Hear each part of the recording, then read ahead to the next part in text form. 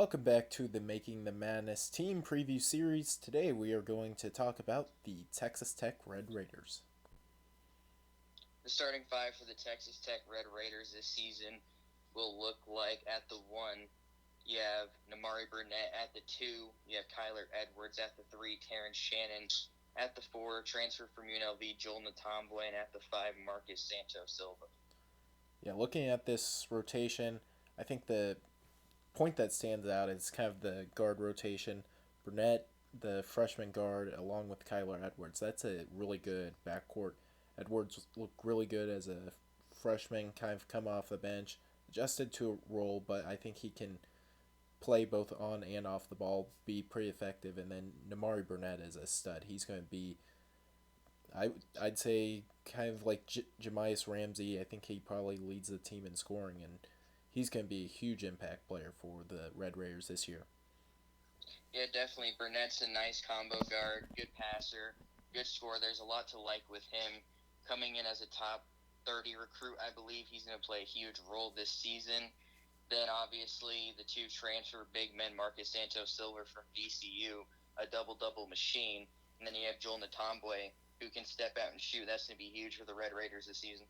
Yeah, and looking at that front court, I think Natombe and Santos Silva, uh, I think both maybe start, but it'll be interesting to see if maybe they decide to go small with like a Terrence Shannon or something like that at the four and play just Natombe or just Santos Silva. I think Santos Silva will definitely start and play more minutes, but like you could kind of interchange those two, but I think both will be key contributors to this team.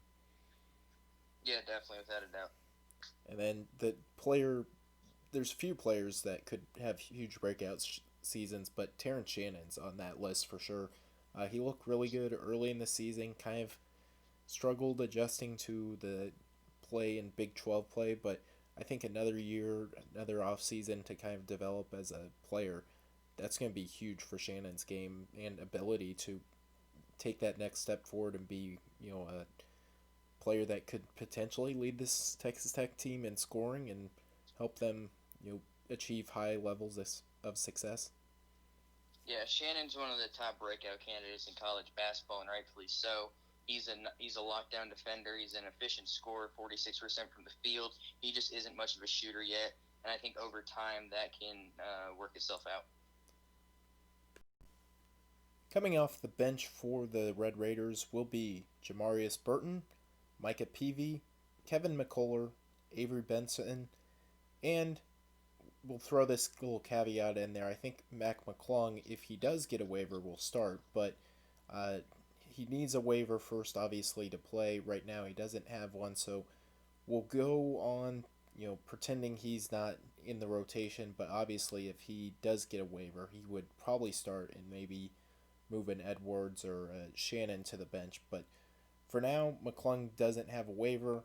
Uh, we'll begin. I really like Kevin McCullough as a player. He played really well down the stretch last season. Really a physical, athletic kind of wing type. Can drive in the paint, score around the rim. He's a developing shooter, not a good shooter really, but I like his game to translate in for him to maybe play that role as maybe the four man if they go to kind of Santos Silva at the five with McCullough at the four, something like that. Yeah, Kevin McCullough is a very talented, versatile player. He'll definitely be someone who plays a big role this season. You mentioned Jamarius Burton. He's a player I like a lot. Had a very good season for Greg Marshall at Wichita State last year. Put up double-digit numbers, 10 points a game, 44% from the field, and 38% from deep. That 38% from deep is going to be huge this season for him. And then obviously you mentioned Micah Peavy also. Very highly touted recruit who's going to step in and play a huge role this season. Yeah, and PV should compete. I think PV could potentially start for this team. Maybe if they go small and put Natomboy coming off the bench. Uh, Chris Beard has a lot of options on this team, and that's without Mac McClung even stepping on the court. They could, go super small if they really wanted to. They could play big with, Santos Silva and Natombwe, it's going to be interesting to see how Chris Beard kind of sets his lineups and rotations for the season. Yeah, he definitely has a lot of options, and that's a good thing. Yes, it is. The big name departures for the Red Raiders this offseason is Jahmi'us Ramsey, TJ Holyfield, Chris Clark, and Davide Moretti. Yeah, obviously the big one will probably be Jahmi'us Ramsey. He was, I think expected to head to the NBA really after last season. He projects as a modern NBA guard, can shoot it really well. Look to kind of, I think if he would played another season, that's where Texas Tech would have maybe been a preseason top 10 team. But obviously not having him was both one expected and two is kind of gonna hurt the Red Raiders as a team. Yeah, definitely. Moretti started on that national championship team and is a knockdown shooter. That's what you're getting out of him, a leader who can score, and that's important. He wasn't a star. He wasn't the best player on the floor, but he was a steady player. Jahmi'us Ramsey was, another guy who's an elite shooter. Defensively, there's questions, but shooting-wise, he gives you everything you'd ever want. And then Chris Clark was one of the least talked about players last season that deserved more attention. Good player, nothing crazy in terms of scoring, but an elite defender and could even handle the ball. Yeah, Clark was just like a perfect glue guy. He can handle the ball. He can find teammates. He can rebound. He can play the five if needed. He was a good glue guy. T.J. Holyfield was kind of a solid, glue guy, 5 man as well. Uh, Obviously, I think that replacing them with Natombwe and Santos Silva isn't really a big loss there, but certainly those are two notable losses. And going back to Moretti, the year Texas Tech made the Final Four national championship game, he almost had a 40, 50, 90. I think he ended at 49.5% shooting from the floor, but he's an elite shooter, and that will be missed. Just the presence of him, more so even than his shooting ability, which is understating how great of a shooter he is, because his presence on the court is absolutely huge. In floor spacing, they'll need someone to step up and replicate that to some extent. Yeah, certainly. When you have a guy who started in a national championship game who could also shoot 40% from deep, that's something you're going to miss dearly. Well, they'll hope that Kyler Edwards can start in a national championship and maybe shoot 40% from three. Yeah, maybe. So moving on, we're going into some expectations. The first one, can they develop their role players? I think the key to Texas Tech having a big season is the next steps of Terrence Shannon, Kyler Edwards, and you know Mike or Kevin McCullough as well. I think those three players, if they can take a huge step forward and be really useful players, take that next step.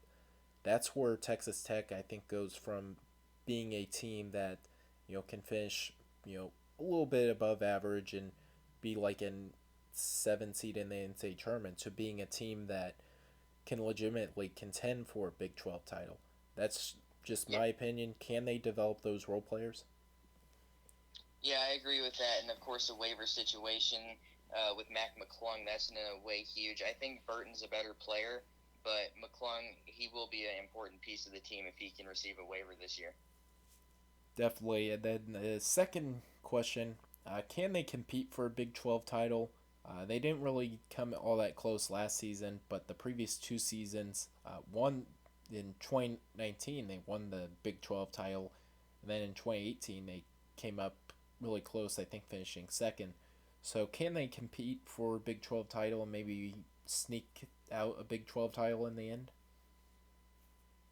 In my opinion, I'm going to say anything is possible, but I lean no. I think Baylor's far better. I think Kansas is much better. I think Texas is better.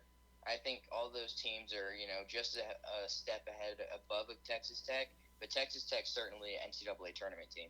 Texas is back, but I'm on the same page.